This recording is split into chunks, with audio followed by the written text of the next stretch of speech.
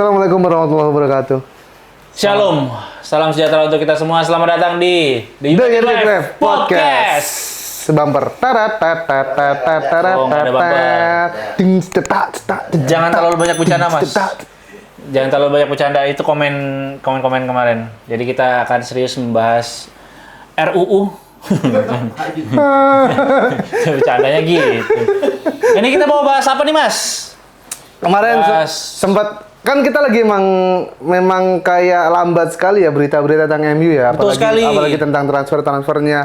Cuman kemarin ada beberapa berita yang akan kita bahas. Yang pertama tentang Jadon Sancho yang ada yang mau sebenarnya. Ada yang mau, cuman alot. Oh, pulau di NTT. Ya, alor. Alot aja gitu kayak daging kurban. Soy. Jadi kemarin sempat ada tawaran katanya Juventus menawarkan swap deal. Oh. Jadi ada yang pandemi masih? Iya, dia transfer tapi ditolak hidungnya. Swap deal, tuker guling lah ya. Tuker guling. Berarti ini pemain-pemainnya world class semua dong kalau lihat harga Sancho kan 73. Market value-nya sekarang kurang lebih di 40-50. Ya kalau mau swap deal tanpa duit berarti kan memang harus yang selevel sama Sancho. Benar. Iya. Kenan Yildiz tuh kayaknya. Bagus lah Kenan Yildiz kan. Wah itu udah gila sih. Kalau emang ditawarin Kenan Yildiz. Apa Fabrizio Miccoli? Bukan. Jadi Sancho akan ditukar sama Stadion Turin. Nah, itu dia. Kemarin sempat dengar berita katanya ada 3 pemain yang mau ditawarkan oleh Juventus. Siapa aja tuh, Mas? Yang pertama ada Dusan Vlahovic, oke. Ada Timothy Weah. Oh, anaknya George Weah. Sama yang terakhir adalah Douglas Luiz. Nah, ini ada anak milih satu ya, bukan tiga-tiganya. Anak seorang presiden jadi pemain bola, Mas. Iya. Timothy Weah. Kemarin juga kesana tahu arahnya. Ada lah, kipernya udah jadi komisaris. Komisaris BUMN itu. Keren lah, gampang banget ya. Puskas Award itu katanya calon Puskas Award. Iya, kalau nggak dimenangin. Tapi kalau yang lewat. Anjing. Gua dari tadi kemakan terus loh. Gua nyuapin lewat. Ini yang dimenangin bukan yang nyetak gol, tapi yang menangin kipernya. Dapat hadiah komisaris BUMN. Oke, Timothy Weah menurutmu gimana kalau ditukar guling sama? Nggak setuju. Kenapa?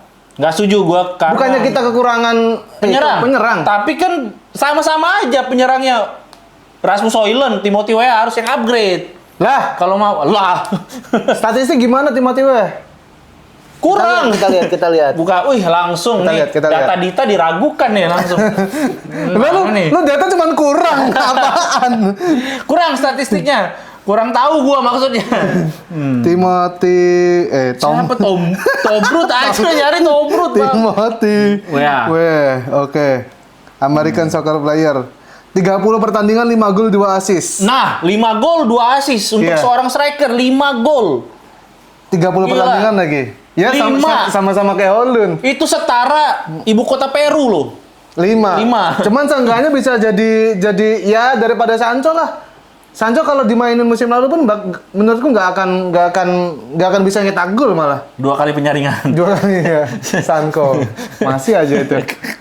Ya, tapi kalau misalnya nih, Timothy Weah, itu kan ya pemain muda lagi. Dan belum yang udah jadi gitu. Kita tuh butuh striker yang udah jadi, udah terbukti cetak double digit gitu untuk golnya. 25 tahun sih. 25 tahun tuh. Nah, ini Gyökeres 26 tahun, 27. 25 tahun paling tua dari Zirkzee atau Højlund, udah dewasa, udah mateng dong. Apanya? Kalau dibanding Højlund sama Zirkzee, Timothy Weah paling mateng. Tapi nggak jadi contoh, Mas. Orang ada yang lebih tua juga tetap aja nggak jadi contoh. Seperti? Ya nggak ada, masa ada aja. Bapaknya teman saya ada. Timothy Weah menurutku oke-oke aja sih. Enggak, kalau aku enggak. Kalau bare minimumnya adalah Sancho, Timothy Weah nih ciri-ciri yang cocok di Chelsea. Pemain-pemain. Kayak Abraham gitu-gitu. Ya, Nicolas Jackson, Kunku, Drogba. Iya, Madueke, Madu TJ. Anjir ada Agnes Monikanya tuh. Ya, kalau gua nggak setuju gua karena kurang matang dan kurang terbukti. Kalau aku oke-oke aja Timothy Weah kalau emang mau Jadon Sancho. Tapi yang lebih pengen aku adalah Dusan Vlahovic. Ya, kalau itu oke. Dusan Vlahovic dari Fiorentina. Lu katanya apa? Sama aja, striker-striker gitu-gitu doang. Enggak, sih. Vlahovic kita lihat ya. Vlahovic ini oke nih. Statistiknya ya. Statistik Vlahovic. Diangkat aja sih. Kenapa sih? Kenapa sih harus gini? Dusan Vlahovic. Tuh. Ya. Ini kan sekarang. Sorry. 2024, Kaget. 2024, 2025. Kaget aku. Nah. Enggak ini Juventus nih. Nah. 10 gol. 10 gol, 4 assist. Tuh, Serie A doang itu. Coppa Italia 1. Champions League 4 tuh. Lumayan, Mas. Europa League 3. Tuh. Tapi tahun yang lalu. Market value-nya tuh sekitar 60-an dia.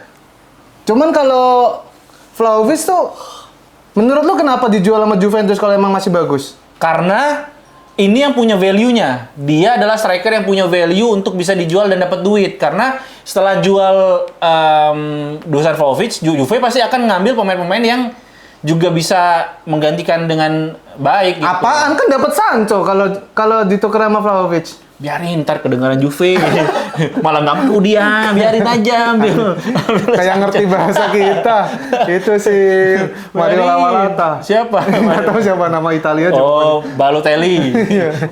Cuman Vlahovic tuh apa ya? Kemarin kan sempatnya. Lu nggak setuju berarti? Aku mau. Tapi kan kita bilang pengen striker yang matang secara permainan apalagi di Liga Inggris ya. Pak Prabowo mateng. Anjing, kenapa? Ya makanya. Jangan ke sana lah. Dia kan udah mateng, udah cocok jadi pemimpin. Nah, gitu. Ini loh maksudnya untuk main ke Liga Inggris. Ngapain ke sana Dia emang udah nggak bisa main di Liga Inggris. Iya. Capek juga. Belum tentu di Serie A. Banyak yang mateng di Serie A tapi ke Liga Inggris tuh meragukan gitu. Iya sih. Tapi tadi Timothy Weah lebih parah lagi. Ini nih, udah catatan 10 gol. Tapi itu 5 gol cuma setengahnya, Mas. Cuman lu bilang enggak ya lebih aneh kalau nggak mau Timothy Weah. Umurnya sama-sama aja. Berapa? 25. 25 ya? Tuh. Lah, gue kan udah berapa? 292. Enggak, 25 dia tahun 2000 lahirnya milenium. Anjir, iya lagi. Tuh. Dusan Vlahovic. Oke, kalau gitu. Boleh ya? Boleh Dusan Vlahovic. Kok setuju gampang banget. Deal. Here we go. langsung Dusan Vlahovic. Terus terakhir sama Sancho. Douglas Luiz, Aston Villa, tapi Premier League proven. Douglas Luiz pernah bagus ya di Aston Villa ya? Bagus. Yang ini tapi dia nggak akan diterima MU karena dia pernah selebrasi gini. Ya masa kan? Gitu doang nggak boleh, Mas? Ada kan yang dia gitu kan? Iya. Pernah ngegolin kan ke lawan MU kan? Ya, kemarin segelas Douglas. Ayolah. Oh, 2 gelas. Segelas Douglas dulu lah. Segelas Douglas. 19 pertandingan musim lalu 0 gol 0 assist 2 yellow card. Ya kan dia di CMF, box to box. Dia masih 2007 lagi, 27 lagi. Nah, 27 untuk mendampingi Ugarte untuk menambah kestabilan lini tengah bagus, Mas. Nih, Ugarte sama Douglas Luiz atau Douglas Luiz Bruno Fernandes. Mbumo, Cunha, Gyökeres depannya. Pernah di City ya? Pernah di City dia, Bor? Gandara City. Bukan. Pernah main di City 1920. Sebentar doang. Sebelum ke Aston Villa. Iya. Enggak deh kalau Douglas Luiz menurutku. Kenapa? Terlalu numpuk. Apanya? Gelandang terlalu numpuk. Mana numpuknya, Mas? Casemiro udah usang. Untuk 3 pilihan tadi menurutku Vlahovic oke lah, dari Vlahovic atau Timothy daripada Douglas Luiz. Kita rankingin aja. Vlahovic 1. Vlahovic, baru Douglas. Enggak, gua Douglas Luiz gua. Enggak nonton bola nih ya. Enggak perlu banget Douglas Luiz tuh. Timothy Weah juga enggak butuh gua. Apa butuh koneksi ke Liberia? Lebih butuh Timothy Weah-nya daripada Douglas Luiz-nya. Ngapain? Hah? Striker. Tapi sama aja kayak Rasmus Højlund nih.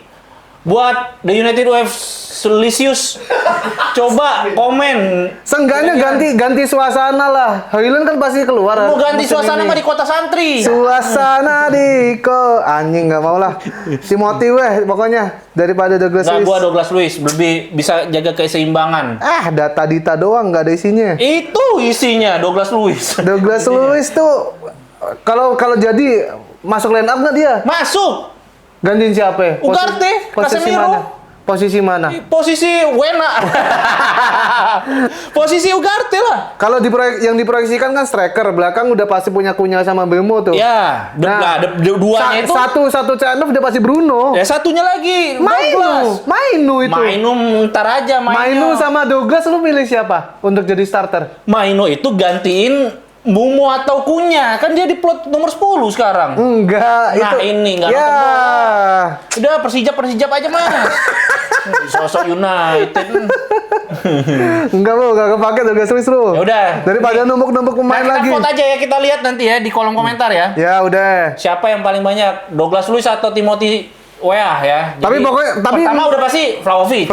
Tapi menurutku gimana pun caranya kita harus ngeluarin Sancho tuh. Iya. Menurutku ya Sancho kemarin waktu di Chelsea kayaknya abis dikasih ini deh nasihat finance cheating dari Mudryk. Lu tahu nggak Mudryk? Tahu, di kontrak berapa tahun sekarang nggak bisa main. Iya, sekarang nggak bisa main karena ada kasus doping. Yeah. Dan dia bilang, "Bro, gua nggak main aja digaji, nggak ngapa-ngapain, transfer juga nggak ada yang mau, lu harus begitu, Bro." Nah, itu kayaknya gaji gede jangan mau diturunin. Ya. Kan apa namanya? Financial freedom. Masalah utamanya Sancho adalah klub nggak ada yang mau ngegaji segede di United. Dan Juventus juga kabarnya memang keberatannya adalah gaji Sancho. Sancho nggak mau nurunin gajinya. Tapi ya gini. Tapi itu salah pemain bukan? Sih, itu egois banget sih. Kalau gua sebagai pemain udah digaji segitu, ya ngapain gua turun? Tahu diri. Ya enggak. Tahu diri udah itu enak. Tahu diri itu lebih enak daripada tahu gejrot, men. Nah, tahu isi lebih enak. Tahu diri, harus tahu diri. Maksudnya lu main juga musim lalu apes-apesan kayak begitu. Ya, musim Tagaul. Apa apos? Musim selanjutnya kalau emang lu mau main reguler lagi dan lu cinta dengan sepak bola, ini lu harus cinta duit, udah jelas cinta sepak bola. Jangan nggak usah naif lah. Akhirnya. Maaf. Salah. Lagi. Apa mau? Ya, itu bisa. Enggak, Bro. Ini udah ada yang aneh sama pola pikirnya si Sancho nih. Ya emang aneh. Yang aneh juga manajemen United beli dia. Udah tahu problematik. Di Dortmund juga dibilang, ini anak problematik. Ya, banyak lah masalahnya waktu era Ten Hag lah. Banyak pemain yang begitu lah. Sekarang akibatnya adalah gimana caranya kita ngeluarinnya biar gaji nggak bengkak. Ya. Dan apalagi ada rumor atau emang udah fix ya, Casemiro nggak akan dijual musim ini. Ya, 1 musim lagi kan. Iya, itu Casemiro juga. Berarti musim depan gratis tuh. Beban gaji tertinggi Gede banget Casemiro tuh. Ya, dan kalau tadi kan pemain yang mau dikeluarin. Sekarang ada yang mau datang. Sebenarnya udah dari pertengahan musim lalu, tapi dealnya adalah di akhir musim atau transfer window-nya dari Liga Brazil. Siapakah dia? Kita akan bahas di episode ya. Nicolas Gaitan. Enggak, udah kelamaan. Udah kelamaan. Wesley Sneijder. Udah kelamaan juga. Siapa tuh? Patricio Jimenez. Anjing, Persib itu. Iya benar. Penalti pakai ini tutup bandul. Diego Leon, guys. Jadi kemarin sudah dikabarkan akan berangkat secepatnya ke Manchester untuk peresmiannya. Dan dia ada satu statement yang menurutku menarik untuk seusianya. Tapi sebelum ke statementnya dulu, perpisahannya dengan keluarganya juga ada foto-fotonya juga. Iya, kayak bocah mau mondok ya? Iya, pondok pesantren. Pondok pesantren dilepas gitu. Ibunya nangis, sembab tuh. Ibunya nangis, pegawai bandara nangis, pilot nangis. Kenapa tuh? Hah? Kenapa? Delay. Makanya jangan pakai batik, Mas. Kenapa nyebut merek? Pakai baju. Batik MU. Jadi orang apa sih norak banget gitu. Mas jangan kebanyakan bercanda Mas. Gitu. Kita butuh infonya kata United with Lisius. Infonya adalah data Dita. Infonya adalah Diego Leon akan diresmikan beberapa hari ke depan ya. Dan sudah berangkat ke Manchester. Dan kalimat yang bikin dia adalah mentalnya itu bisa dicap bagus gitu. Sempat diinterview dan dia bilang sesuatu. Apa tuh? Dia bilang Ingar sosung tulodo ing madio mangun karso tuturi handayani. Itu bukan, dia. Itu Ki Hajar Dewantara Mas. Jangan bercanda. Jadi Jegelian pokoknya kalau di bahasa Indonesia adalah aku datang ke sini bukan untuk dipinjamkan. Ya, pokoknya aku akan bersaing untuk mendapatkan posisiku. Ya, lihat saja 1-2 match saya akan bermain. Akan langsung fit dengan tim inti, tim utama. Ya, gitu. Ini kita lihat aja ya, ini semangat yang bagus. Awal yang bagus juga. Mentalnya juga oke lah untuk itu kan masih belasan kan. 18 atau 17 kan? Ya, dia back kanan kiri. Nah, Patrick Dorgu. Wah, akhirnya ada saingan Anda. Dorgu ketar-ketir mendengar itu. Jadi waktu nonton itu langsung aduh. Oh, ini dari dia dibilang the next Roberto Carlos katanya. Orang mana sih? Paraguay, Diego Leon. Paraguay. Oh, bukan Brazil. Ya, semoga bukan cuma omongan belaka harus dibuktikan dengan kerja keras ya. Leon, jadi kami sebagai fans juga menunggu ya. Di bandara nih, kita nunggu nih langsung. Jangan jauh banget Mas. Oh enggak ya? Mending sekalian nonton lah, daripada nunggu di bandara Manchester doang. Tapi cukup membuat gembira karena nggak banyak pilihan di sisi kiri kita musim depan kan. Ya, selain Patrick Dorgu, Harry Amas dan juga Luke Shaw, betul. Diego Leon ini cukup kasih nafas yang segar. Karena memakai ini. Belum ada. Ya, tapi memang tolonglah Luke Shaw juga jangan ditaruh di LCB sekarang ya. Di fullback aja, wingback aja. Gitu. Dan ya kita nantikan aksi dari Diego Leon. Dan semoga Sakinah mawaddah warahmah. Apaan? Kagak ada ini. Oh, Sakinah mawaddah warahmah udah Diogo Dalo. Nah, kemarin habis menikah, akhirnya pernikahan yang tidak ada dihadiri oleh teman-temannya. Ya, karena semua benci Diogo Dalo. Gak ada fotonya pada main ke pernikahannya, datang ke pernikahannya. Ngamplop nggak ya teman-temannya? Hah? Ngamplop nggak ya? Kagak sih menurutku. Cuman ngamplop paling dikasih kondom sama tisu magic sama lingerie biasanya buat istrinya. Oke, itulah pokoknya yang bisa kami update di United VF Podcast kali ini. Terima kasih teman-teman semua. Kita mau baca-bacanya. Kita baca komen. Sebelum kita tutup, kita mau baca-baca dulu komen dari pertanyaan-pertanyaan dari para The United VF Lisius ya. Nih di episode sebelumnya dari Muhammad Daus.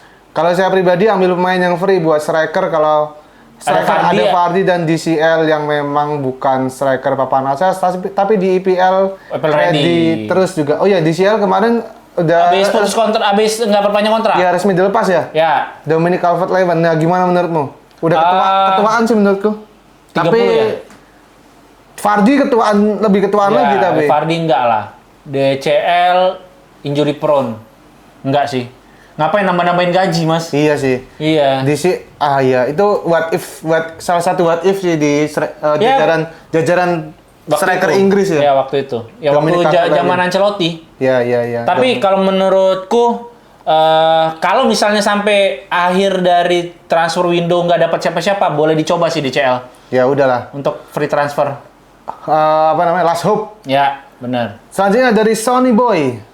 MU, beli pemain is difficult, jual pemain is almost impossible. Ya, itulah yang kita keluhkan sebagai fans juga hampir 5 atau 7 tahun belakangan ya. Emang seperti itu. Jadi yang datang tuh kayak susah banget, apalagi ngejualnya. Tahu nggak?